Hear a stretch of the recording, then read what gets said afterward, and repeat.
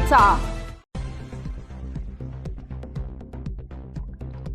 बागलाणचे आराध्य दैवत असलेल्या देव मामलेदार यशवंतराव महाराजांच्या 138व्या पुण्यतिथीनिमित्त सटाणा शहरात सोमवार दिनांक 15 पासून भव्य यात्रोत्सवाला मोठ्या उत्साहात सुरुवात होत आहे। 15 दिवस चालणाऱ्या या यात्रोत्सवासाठी संपूर्ण शहर भक्तिमय वातावरणात न्हाऊन निघणार आहे। सोमवार दिनांक 15 रोजी पहाटे 4 वाजता परंपरेनुसार महाराजांची विधिवत महापूजा संपन्न होणार आहे।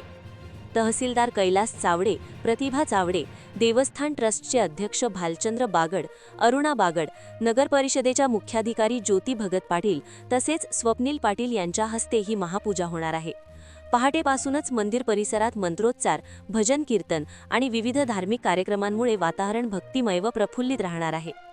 दुपारी 3 वाजता उपविभागीय अधिकारी यशवंत बाविस्कर, पोलीस निरीक्षक योगेश पाटील, पोलीस उपनिरीक्षक अतुल बोरसे, दत्तात्रय राऊत, अमोल सूर्यवंशी यांच्यासह पोलीस कर्मचारी यांच्या हस्ते रथाचे पूजन करून मंदिरापासून भव्य पारंपरिक रथ मिरवणुकीला सुरुवात होईल। शहरातील प्रमुख मार्गांवरून दुपारी 3 ते रात्री 11 पर्यंत ही रथ मिरवणूक काढण्यात येणार आहे। दरवर्षीप्रमाणे याही वर्षी राज्यभरातून हजारो भाविक ही मिरवणूक पाहण्यासाठी सटाण्यात दाखल होणार आहेत। सटाणा हे राज्यातील एकमेव असे गाव आहे जिथे एका सरकारी अधिकाऱ्याची पूजा केली जाते।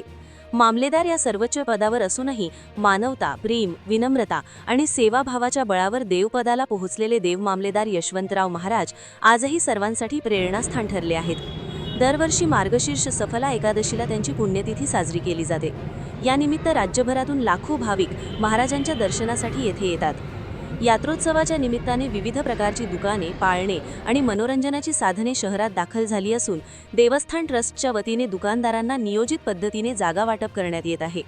प्रशासन व देवस्थान ट्रस्टकडून भाविकांसाठी आवश्यक त्या सोयीसुविधांची व्यवस्था करण्यात आली असून शांततामय व उत्साही वातावरणात यात्रोत्सव साजरा करण्याचे आवाहन करण्यात आले आहे।